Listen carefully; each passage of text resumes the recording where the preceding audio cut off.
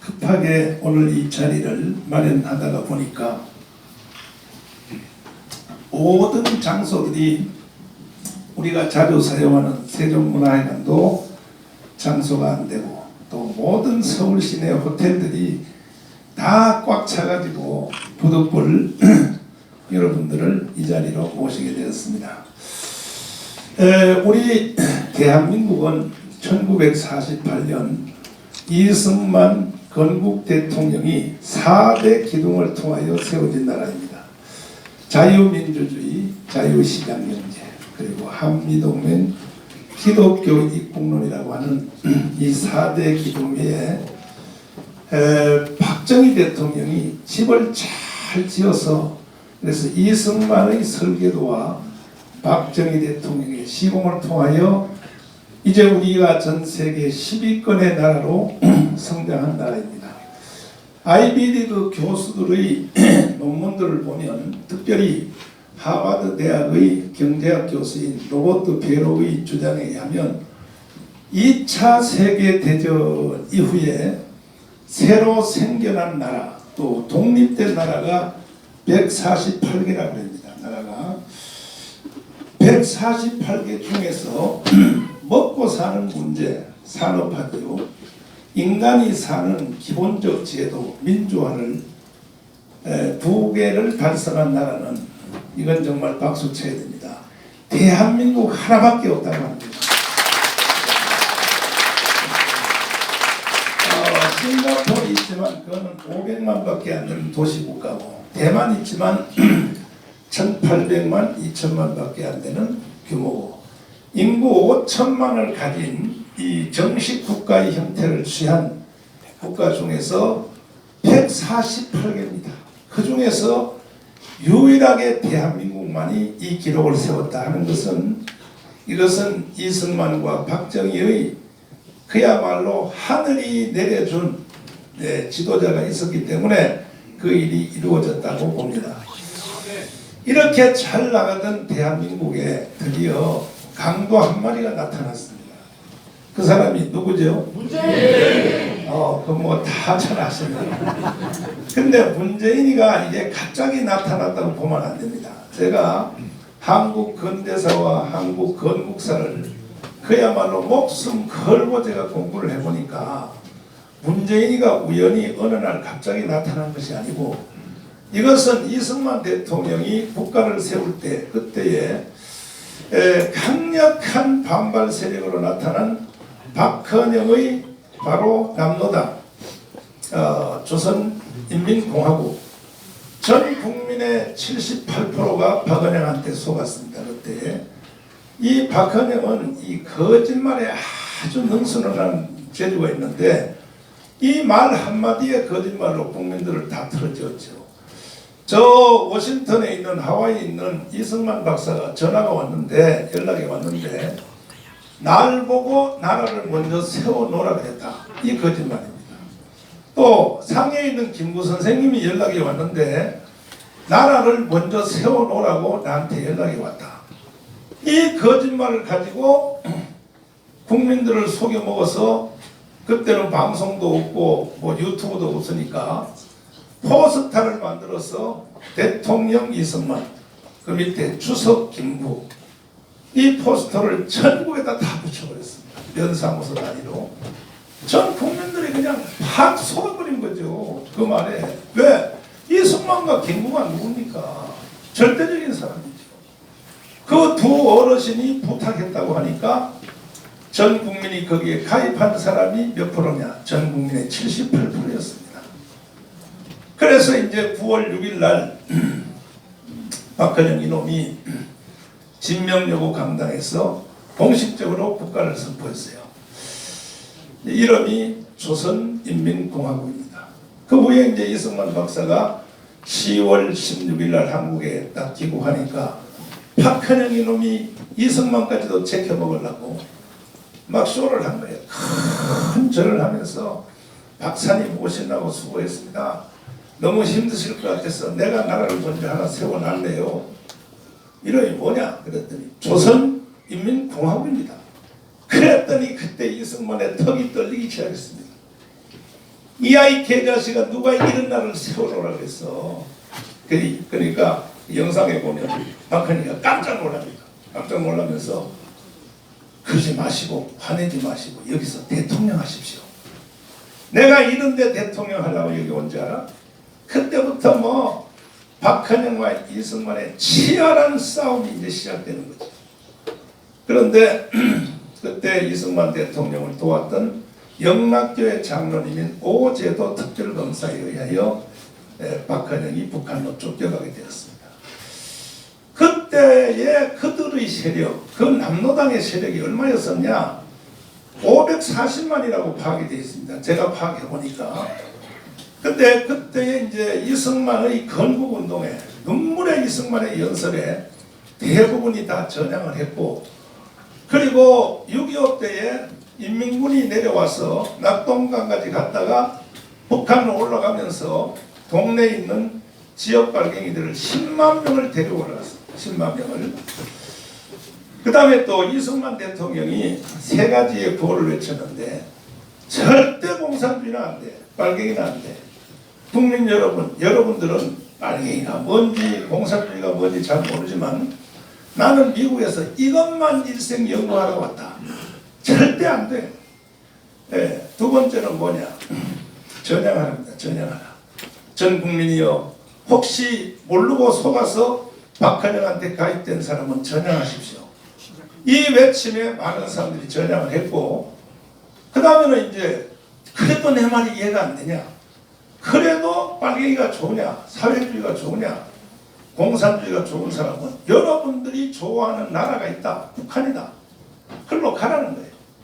그래서 땅을 팔고 집을 정리해서 처자식 데리고 북한으로 가도록 개성까지 다 데려다줬습니다. 이승만은. 그때의 이승만이가 북한으로 보내준 사람이 9만 명입니다. 9만 명. 서울대학 교수 절반이 갔었죠. 그 서울대학 교수 절반이 가서 김일성 대학을 세우는 주체가 된 것입니다.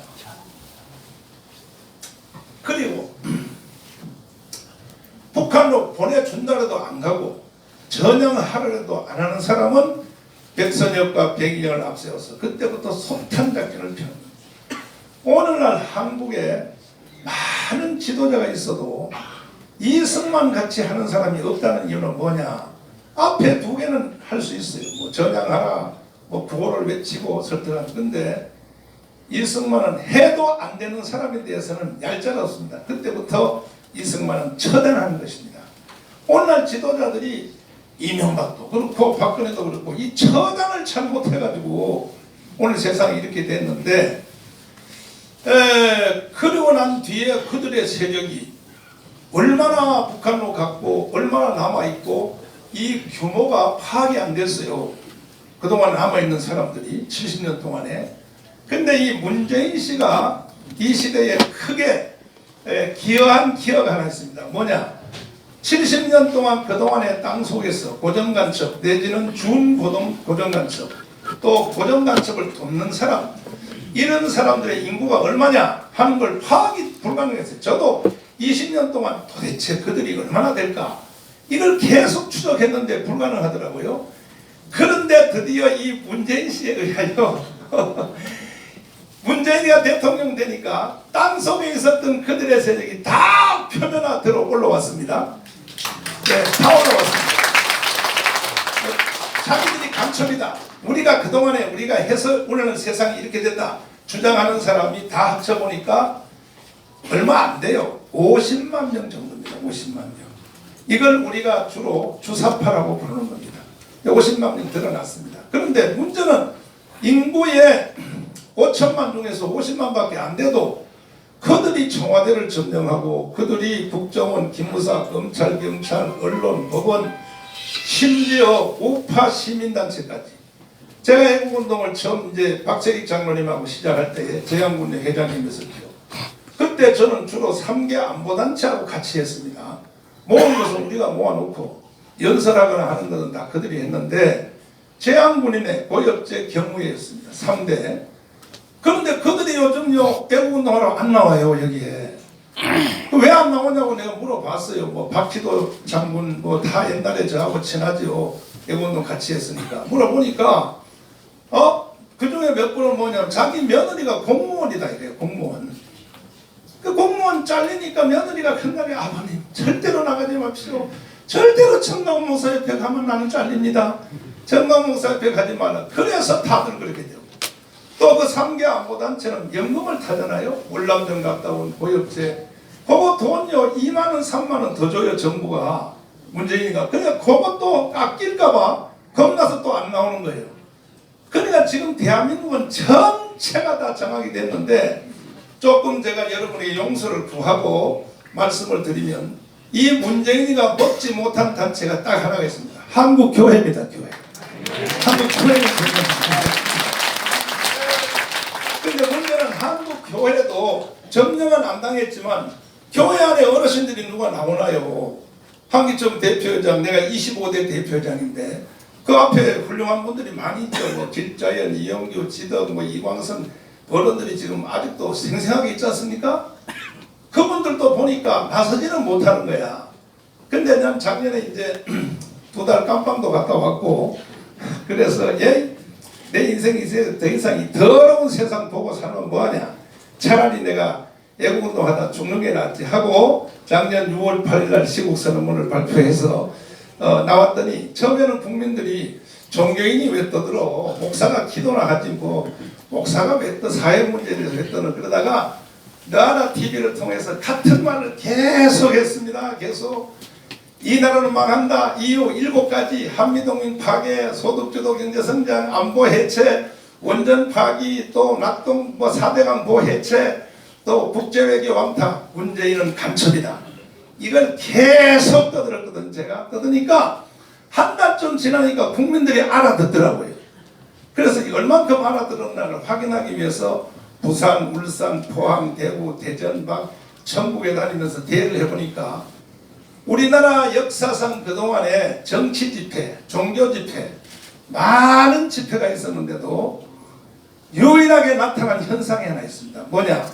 내가 연설하면 우는 것은 뭐 김대중 연설할 때 우는 사람 많이 있었고 우는 것은 뭐 그런 거 있는데 연설을 듣고 난 뒤에 끝나면 다들 주머니에 여자들은 핸드폰을 열고 주머니를 떼서 돈을 갖다가 내 주머니에 다 갖다 놔는 거예요.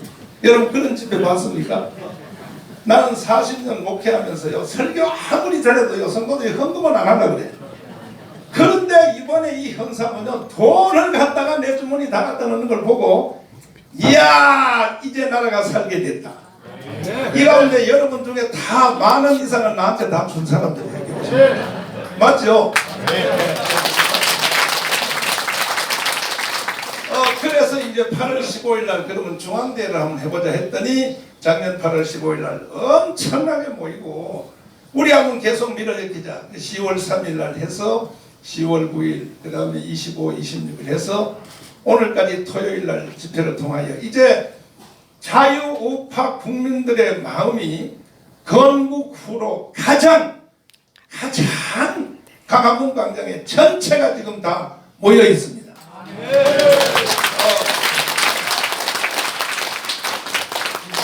그러니까 자유우파 국민들은 강화문으로 다 통합이 돼 있는데 그런데도 아직 문재인이가 안 나온단 말이에요. 저놈이. 그 안 나오는 이유 중에서는 몇 가지 이유가 있지만 그 중에 제일 큰 문제가 뭐냐 하면 자유한국당입니다. 자유한국당. 자유한국당이 범죄 행위를 계속하는 거야. 우리는 문재인을 끌어낸다고 하는데 황교안 대표는 문재인하고 영수회담 하자 이래 나오니까 이게 도대체가 이게 뭐냐 이거예요. 도대체가. 그리고 우리가 강화문 이 집회를 할 때 다른 좌파 애들한테는요 옛날에 보면 문재인 씨를 비롯하여 촛불 시위할 때 보면 제일 앞에다가 그 좌파 국회의원들이 거기에 같이 와요 하나요? 다 와서 한 몸이 돼서 싸우고 해서 정권을 장악했거든요. 우리는요 안 와요. 이 저 자유우파 국회의원들이 안 온다고요. 그리고 오히려 광화문 우리가 하는 이 집회를 경쟁 대상으로 보는 거예요. 경쟁 대상으로.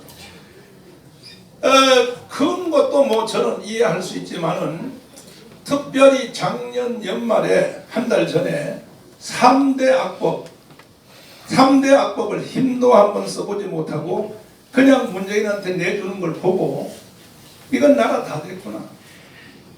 우리 애국운동 해도 소용없다.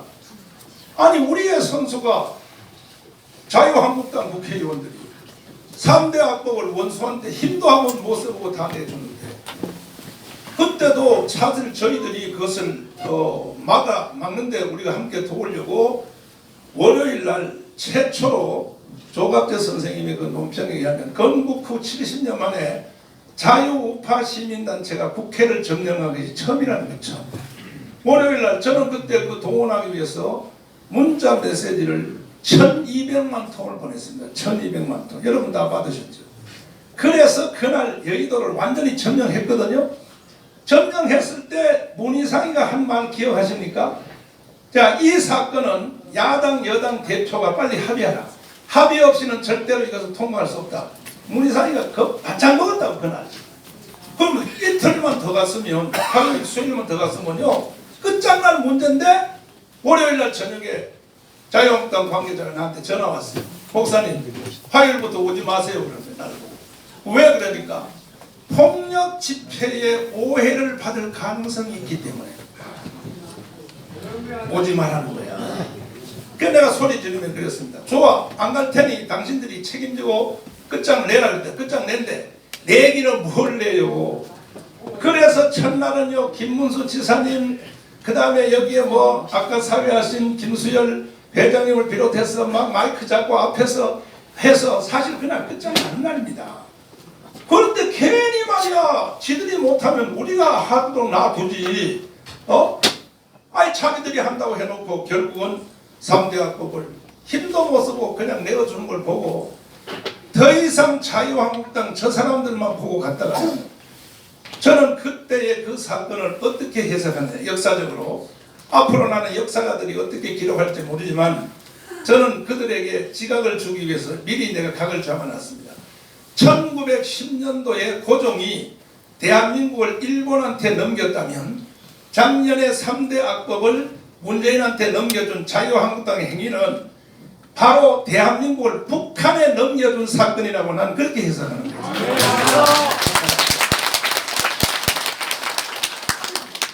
그 후에도 보니까 자 나는 한교안 대표님하고 개인적으로 친하기 때문에 지금 뭐 이 방송을 들을지 모를지 모르지만은 수도 없이 찾아가서 애원했습니다.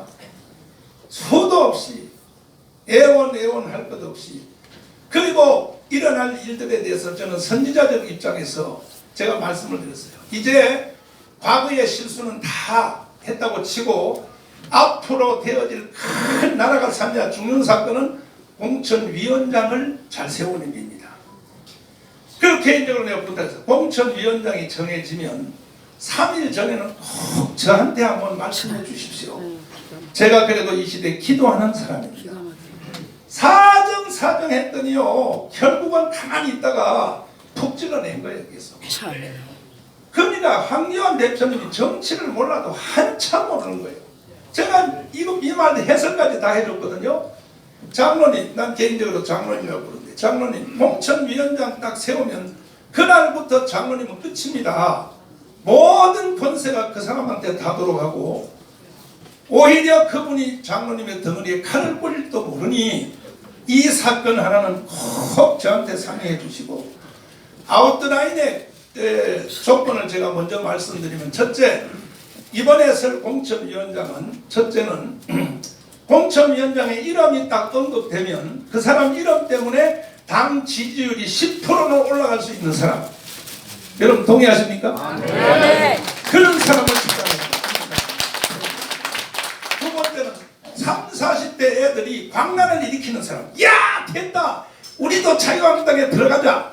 이제 우리도 들어갈 수 있는 조건이 됐다. 이렇게 30, 40대 애들이 광란을 일으킬 수 있는 사람을 찾아내십시오. 참. 내가 이렇게 부탁을 했는데 결국은 뭐 인재 영입도 보면요 가만히 있다 혼자서 뭐 무슨 뭐 박찬주를 영입한다 해서 개망신 당하고. 그 내가 이런 말도 미리 다 내가 황교안을 안 가르친 게 아니에요. 이렇게 말했습니다. 장로님 앞으로 장로님이 하는 정치 일정에 뭐가 마음에 정해지면 저한테 먼저 알려주시면 우리가 강화문에서 소리를 치겠습니다. 이렇게 하세요, 이렇게 하세요, 이렇게 하세요 하면 장로님은 못 이긴 척하고 강화문이 저렇게 뜨더니 나는 안 할 수 없다. 이렇게 짜고 고스톱을 쳐야 되는 겁니다. 수도 없이 가르치는데요. 말 안 듣고 누구에게 둘러싸인지 모르지만 하여튼 간에 엉뚱한 소리만 팍팍하고 뭐 내각제를 하겠다. 아니 이 마당에 내각제 얘기가 왜 나옵니까? 그리고 미국을 대표하는 해리스의 콧수염을 잡아당긴다고 인형을 만들어서 콧수염 뽑기를 하는데도 자유한국당은 성명서 하나도 제대로 안 나오고 나와서 육탄방어 해야 될 거 아닙니까?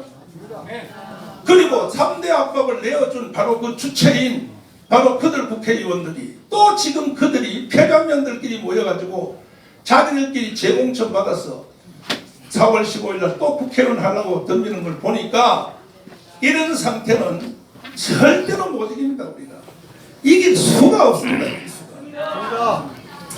그리고 자유한국당이 지금 하는 정치 스케줄을 따라갔다가는 통합을 하려면 전 국민이 하나로 모아진 강화문하고 통합을 제일 먼저 해야 될 거 아닙니까? 맞아요. 맞죠?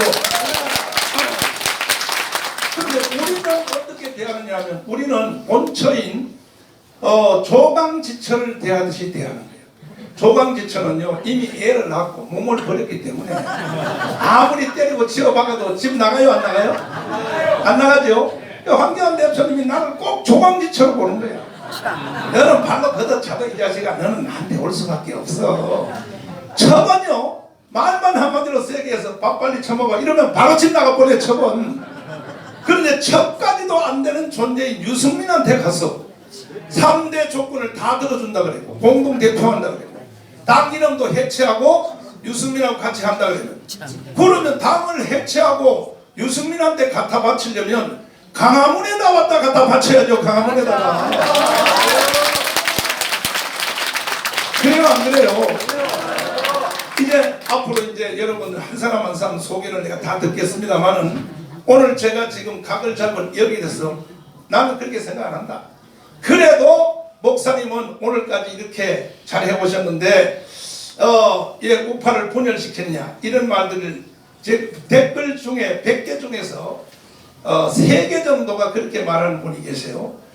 그는요 정말로 연구하는 사람이에요. 정말로 생각하는 사람이에요. 그러면 여러분 보십시오. 이 상태 여러분에게 그냥 물어보겠습니다. 이 상태로 가서 4월 15일로 가면 이길까 질까요? 100% 져요. 100%. 그리고 마지막 내가 핵심적인 말씀을 드리면 나는 정치 전문가들이 몰라서 이렇게 하는지 알면서도 이렇게 하는지 나는 도저히 이해가 안 되는 것은 뭐냐. 지금 통합한다면 그것도 제가 사실은 절반은 황교안 대표님에게 제가 압력을 넣어서 시작한 거예요. 통합하세요. 무조건 통합하세요. 제가 사실은 6개월 전부터 통합하세요. 무조건 통합하라고 그랬는데 문제는 통합한다는 말은 이해를 한 것 같아요. 통합한다는 기술에 대해서는 내 말을 안 듣는 거야. 통합도 순서가 있는 거죠. 순서가. 그래요 안 그래요? 그렇습니다. 제일 먼저는 어디하고 통합해야 돼요? 그렇지.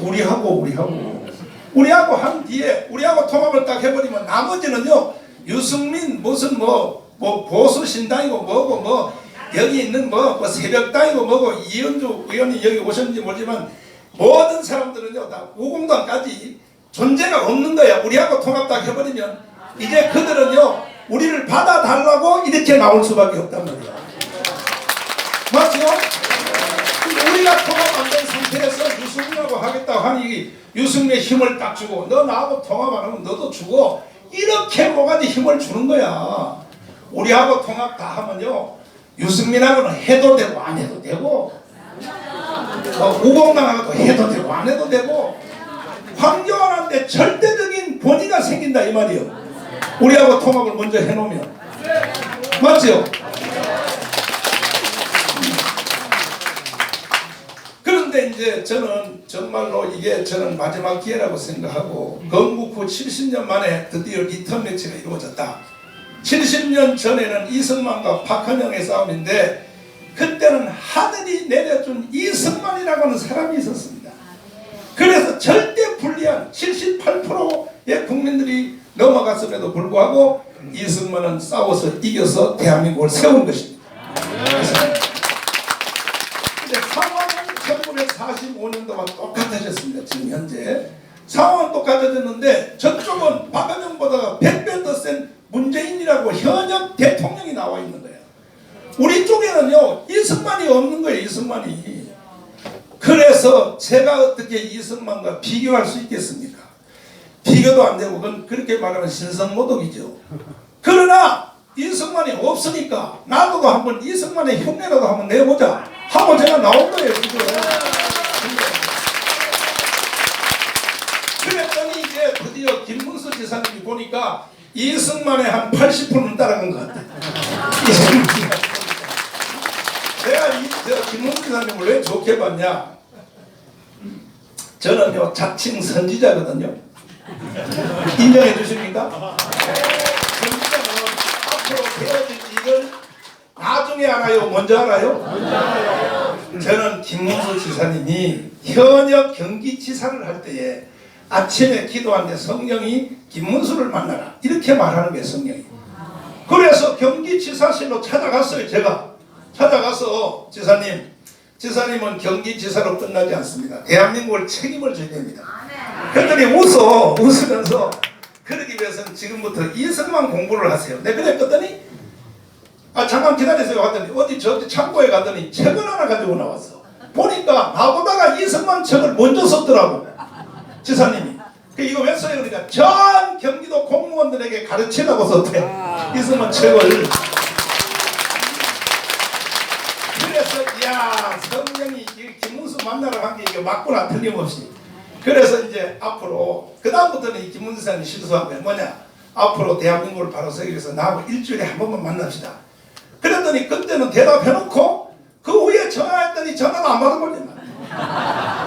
그래가지고 하도 답답해서 황교안은 날 속 쓴 게 아니에요. 김문수도 날 속 그렇게 생겼어요.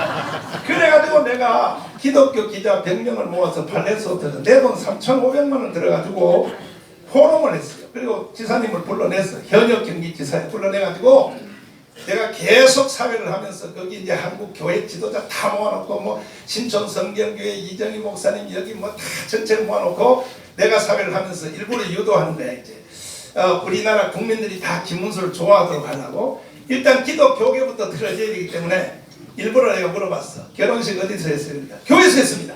근데 이제 다 짜고 하는 거야 이제. 그 다음에는 지사님은 빨갱이요. 원래 그 빨갱이 대장인데 왜 전향했습니까? 지사님의 전향을 믿는 사람이 없습니다. 저 가짜 전향했다 그럽니다. 증명하세요. 그랬더니 아주 재밌는 농담을 하는데 지사님이 그대로 해도 되겠죠? 네, 그때 요즘은 좀 그때 뭐라고 좀 해요. 내가 이제 24년 빨갱이를 하고 했는데 하루는 서울대 동기인가 동창 중에 먼저 사회에 나가서 기업을 해서 돈 번 사람이 있대요. 이 사람이 이제 러시아가 무너질 때 러시아를 갔다 오더니 문수야 야 틀렸어. 우리 하는 거 다 틀렸어. 내가 러시아를 갔더니 완전히 망했어. 사회주의는 세상에 러시아를 가니까 처녀들이 신는 거 아주 그저 스타킹이죠. 스타킹. 예? 스타킹 거 사는데 얼마 들어요? 요즘 얼마 들어요? 요즘 한국 돈 5,000원? 그런데 스타킹 한 장을 주니까 처녀들이 이쁜 러시아 애들이 이쁘잖아. 그 대학생들이 그냥 잠자자고 막 달라붙는다는 거야. 저녁에 스타킹 한 장만 보여주니까 그 나라 망했다 이거야. 그래서 지사님한테 그래. 너 날 따라 스타킹 한 가방을 가지고 가자.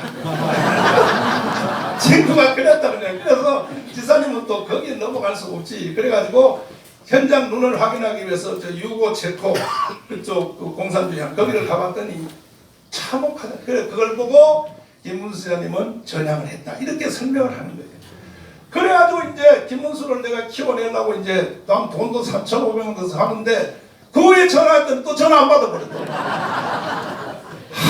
그래가지고 내가 성령의 음성을 잘못 들었나 이거 왜 이러나 이거. 그러다가 이제 내버려 뒀는데 하루는 3년 전에 이충문 박사님이 그 김문수 지사님을 저한테 데려왔어요. 데려와서 목사님 나라를 살리려면 김문수를 잡아야 됩니다. 이런데 이제 이충문 박사님 그래서 이제 김문수장님 우리 교회 다닌 지 이제 3년 됐거든요. 됐는데 맨날 예배 마치고 11시에 이제 점심 먹으면서 하면 나 나라 살리기 위해서 이렇게 한다 그러면 지사님은 항상 태클 걸어요. 안 됩니다 목사님. 목사님은 빨갱이를 우습게 보시는데 내가 24년 있어봤습니다. 문재인 만만치 않습니다. 목사님 몸 조심하세요. 하지 마세요. 계속 하지 마세요. 안 될 필요 없어. 나 무조건 할 거야. 그래서 김문수가 하지 말라는 것은 난 다 해냈습니다. 지금은 김문수 지사님이 성령을 받아가지고 김문수는 성령 받아가지고 이제는 이래요. 전나온 목사가 하자는 것은 무조건 다 되니까 무조건 다 해야 된다. 그래서 제가 이제 그 6월 8일 날 청와대에서 이제 투쟁하겠다 비닐 텐트를 치고 이제 하겠다니까 지사님이 바로 이어서 왜 목사님 죄 없는 목사님이 합니까? 나도 같이 합니다. 해서 옆에 텐트 쳐놓고 계속 이제 밀고 이래 가지고 사실 우리가 한 일에 대해서 앞으로 할 일은 말할 것 없지만 지금까지 한 일만 해도 물어보겠습니다. 조국을 누가 사퇴시켰습니까? 우리가 한 거 맞죠? 근데 자유한국당은요 그 다음 주에 지들이 했다고 자기들끼리 시상식 했어. 슬프도다 애석하다 가련하다. 그리고 꼭 우리가 토요일날 집회하면 그냥 우리가 집회하는데 그냥 자유한국당이 와서 제일 좁은 시간 중간에 시간 내가 준다 그러니까 딱 잘라서 하고 앞뒤는 우리가 하면 될 텐데 꼭 없다고 한다고 말이야. 저쪽 구석에 차량 한 대 대놔놓고 대한민국의 자유우파의 최고의 대장인 이 황교안이가 세상의 가날폭에 차량 위에 서서 연설하는 거야. 우리는 거대한 무대를 가지고 하는데 그러면 이런 걸 보면 나는 기분 좋을 것 같지는 안 그래요. 내가 자유한국당을 이겨서 뭐합니까?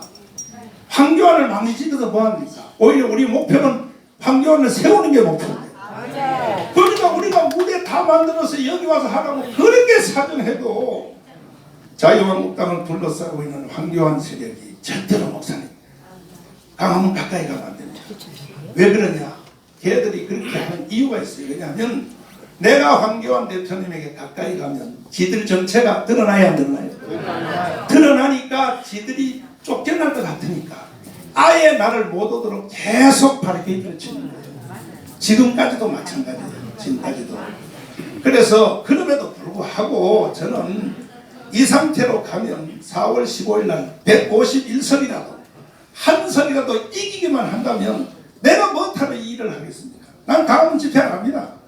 한 석이라도 이긴다면 한다면 예 힘들고 내가 건강이 지금도 80%밖에 안 올라와서 그런 건 뭐도 비틀거리는데 내가 못하고 내 돈 써가면서 돈을 내가 155억을 써가면서 지금도 빚을 60억을 져가면서 내가 못하고 이 짓을 하겠냐 이거야. 그러나